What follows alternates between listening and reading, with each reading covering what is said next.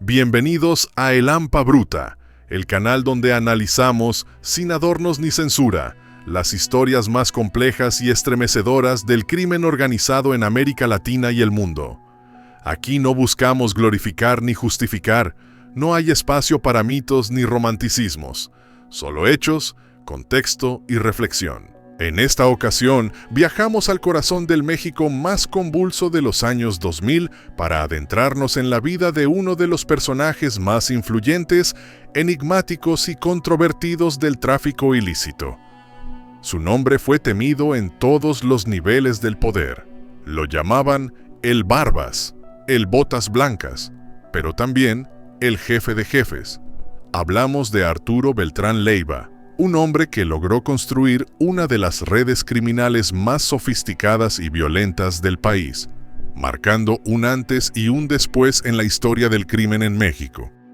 Desde sus inicios como aliado de grandes estructuras, hasta su ascenso como figura dominante y su caída final a manos del Estado, esta es la historia de un hombre que no conoció límites, un operador despiadado, un estratega implacable, y el símbolo de una época donde el poder no solo se ejercía con dinero, sino con fuego y silencio.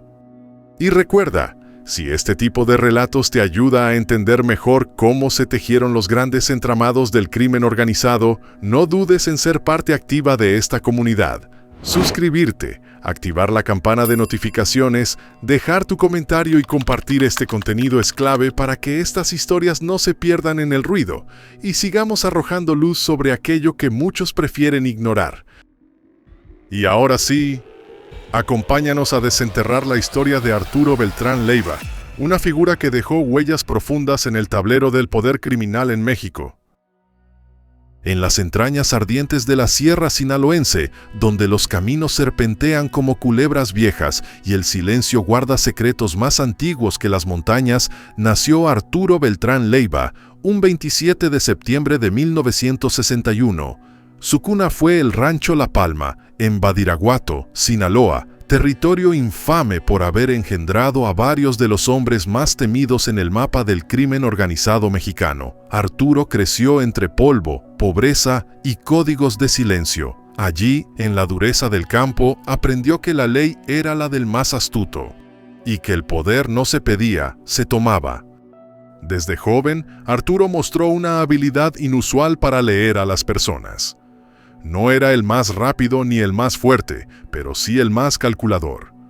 Su primera oportunidad llegó cuando se vinculó con el círculo íntimo de Amado Carrillo Fuentes, el legendario Señor de los Cielos, el hombre que llenó los cielos de aviones cargados de sustancias prohibidas.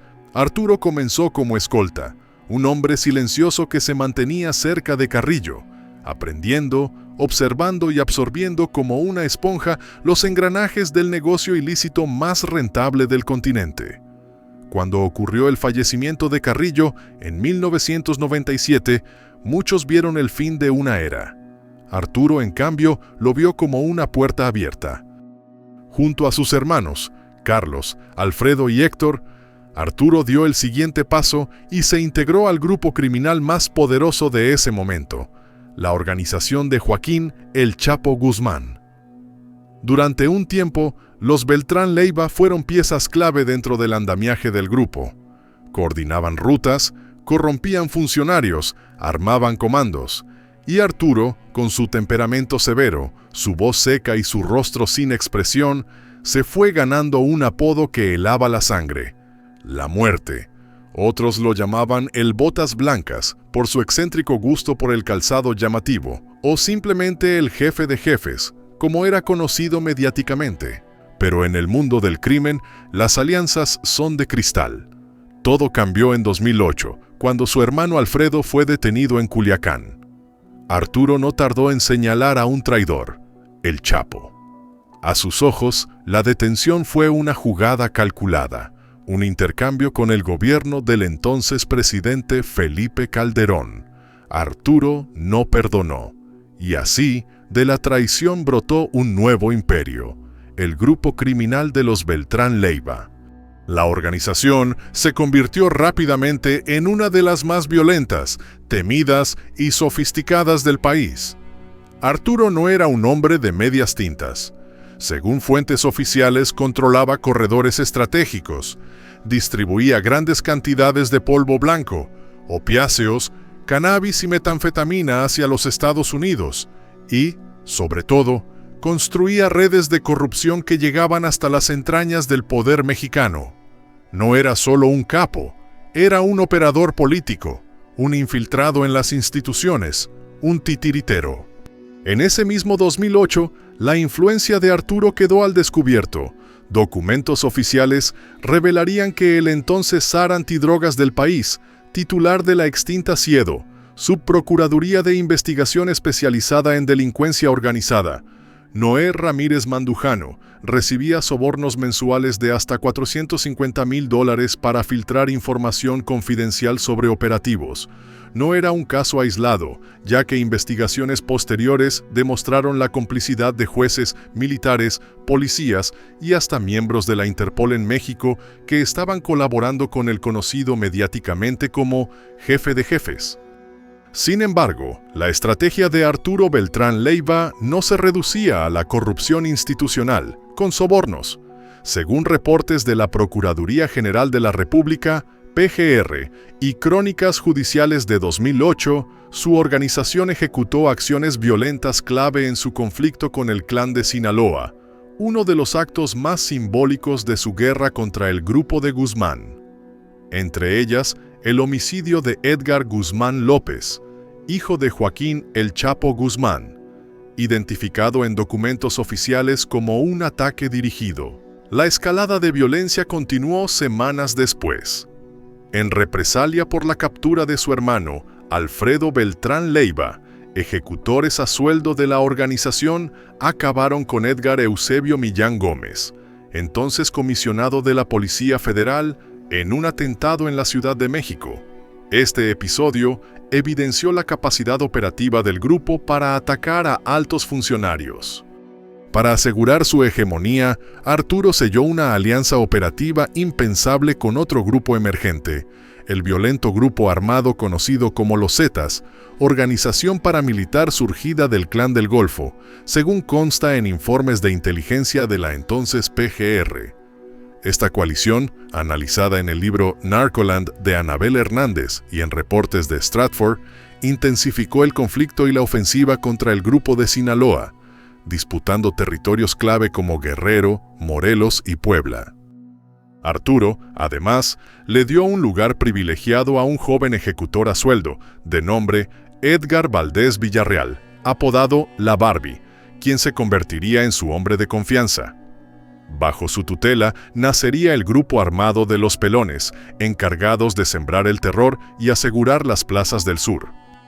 Mientras tanto, al norte del río Bravo, las alarmas sonaban fuerte. Las agencias de inteligencia estadounidenses estimaban que entre 1990 y 2008, Arturo había traficado al menos 200 toneladas de sustancias ilícitas hacia su país. Las ganancias eran astronómicas. Más de $5.800 millones en efectivo regresaban a México para ser lavados en empresas, propiedades y bancos. El 30 de mayo de 2008, el Departamento del Tesoro de Estados Unidos lo incluyó en su lista negra bajo la Ley de Designación de Capos Extranjeros, es decir, su lista de narcotraficantes sancionados bajo la Foreign Narcotics Kingpin Designation Act, o la Ley de Designación de Capos Narcotraficantes Extranjeros, un marco jurídico creado en 1999 para bloquear activos y prohibir transacciones con individuos vinculados al tráfico de drogas. Esta designación, respaldada por inteligencia de la DEA, confirmaba su estatus como objetivo prioritario del gobierno estadounidense, equiparable a figuras como Pablo Escobar o Joaquín El Chapo Guzmán en décadas anteriores. En otras palabras, Arturo Beltrán Leiva se convirtió en un enemigo oficial de Estados Unidos. A partir de ese momento, la cacería comenzó. Tras la captura de su hermano Alfredo en 2008, Arturo Beltrán Leiva rompió su lealtad con el Clan de Sinaloa y desató una guerra que cambiaría para siempre la geografía criminal de México. Convencido de que Joaquín Guzmán Loera, el Chapo, lo había traicionado, Arturo no se limitó a cortar lazos, declaró la guerra, y con ello surgió una de las escisiones más sangrientas y despiadadas de los grupos del crimen organizado, el clan de los Beltrán Leiva. Arturo era calculador, astuto y profundamente desconfiado. No era un hombre que perdonara. Mientras otros capos preferían moverse entre las sombras, Arturo se convirtió en figura pública dentro del llamado Bajo Mundo, según archivos judiciales, por su estilo de vida ostentoso y su perfil mediático, algo inusual incluso entre otros capos. Se rodeó de una élite de operadores letales, entre los que destacaba, como hemos mencionado anteriormente, Edgar Valdés Villarreal, alias La Barbie, quien pronto se transformó en su principal brazo armado. El clan de los Beltrán Leiva no solo se expandía por medio de la violencia. Según informes de la PGR y la DEA, Arturo tenía una estrategia más amplia: infiltrar las estructuras institucionales del Estado. En poco tiempo, su red logró corromper fiscalías, cuerpos policiales e incluso a agentes vinculados a la Interpol en México.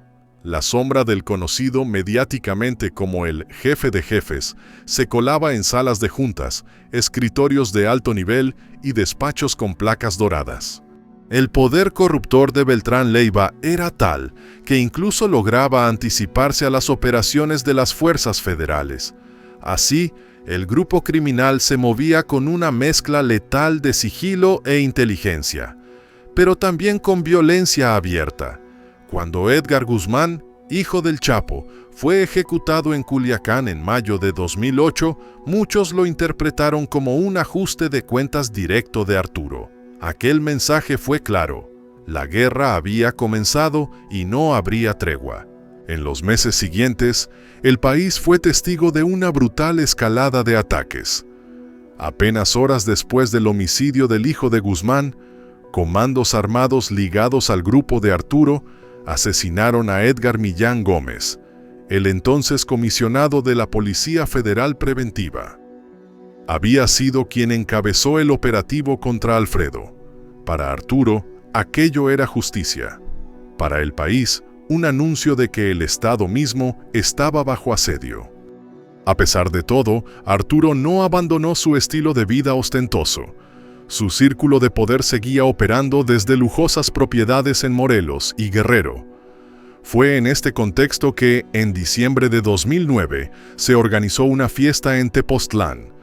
En ella estaban presentes varios líderes del grupo, escoltas, artistas y hasta grupos musicales como los Cadetes de Linares.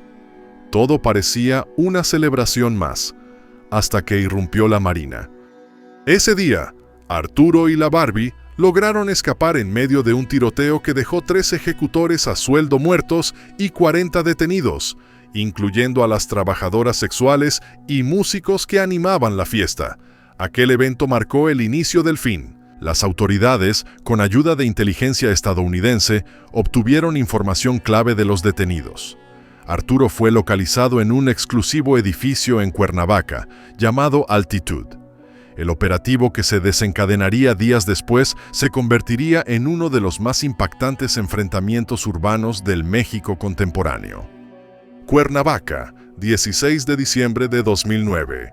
La noche caía con tranquilidad en la ciudad de la eterna primavera, pero en el edificio Altitude, ubicado en una exclusiva zona residencial, un operativo de la Marina Armada de México estaba a punto de hacer historia. Habían ubicado a Arturo Beltrán Leiva gracias a una serie de pistas obtenidas tras el fallido intento de captura en Tepoztlán. El cerco estaba cerrado. El despliegue fue quirúrgico y brutal. Helicópteros sobrevolando el área, francotiradores colocados en techos cercanos, comandos de élite listos para irrumpir. Cuando los marinos tocaron la puerta del departamento 201, los escoltas de Arturo abrieron fuego. Lo que siguió fue un tiroteo que duró más de 1 hora. Dentro del inmueble, Beltrán Leiva se defendía como un animal acorralado. No pensaba entregarse. Según el reporte oficial de la SEMAR, en el operativo fallecieron 5 personas junto a Arturo Beltrán Leiva, 2 guardaespaldas y 3 colaboradores cercanos. Arturo, herido de muerte, fue alcanzado por una ráfaga en el abdomen y el pecho. La autopsia del servicio médico forense determinó que las heridas mortales, en tórax y abdomen, fueron producidas por impacto de arma de fuego durante el enfrentamiento. Murió en el acto. Aquel 16 de diciembre no solo cayó un hombre, cayó una era. Su cuerpo, tendido en ropa interior y rodeado de billetes manchados de sangre, fue cubierto grotescamente por los marinos con billetes y santos religiosos. El manejo post-mortem del cadáver generó controversia. Fotografías publicadas por medios como Proceso y Milenio mostraron violaciones a los protocolos de custodia de evidencias y desataron una polémica por su crudeza. Esas imágenes, filtradas días después, circularon ampliamente pese a las críticas de la CNDH y marcaron simbólicamente el fin de una etapa en la lucha contra el narcotráfico en México. Se convirtieron en símbolo de que el jefe de jefes había caído. La noticia recorrió el país y el mundo. Uno de los narcotraficantes más poderosos, con vínculos directos en los más altos niveles del Estado y alianzas transnacionales, había sido abatido. Para muchos, fue una victoria del Estado mexicano, pero para otros, una bomba de tiempo. La muerte de Arturo desató una guerra interna entre los remanentes del clan. Edgar Valdés Villarreal intentó tomar el control, pero los hermanos de Arturo, Héctor, Alfredo, entonces encarcelado, y Sergio, alias El Grande, no estaban dispuestos a ceder terreno. Las traiciones, ajustes de cuentas y escisiones internas se multiplicaron. Esta división, analizada en el Atlas de Seguridad 2012 de la SSP, propició la formación de nuevas células criminales, como los Guerreros Unidos, grupo señalado en la averiguación previa por su presunta participación en los hechos de Iguala en 2014, y los Rojos. Los hechos de Iguala en 2014 se refieren a la desaparición forzada de 43 estudiantes de la Escuela Normal Rural, Raúl Isidro Burgos, de Ayotzinapa, Guerrero, ocurrida la noche del 26 al 27 de septiembre de 2014, cuando elementos policiales de Iguala, coludidos con el grupo criminal Guerreros Unidos, atacaron a los normalistas.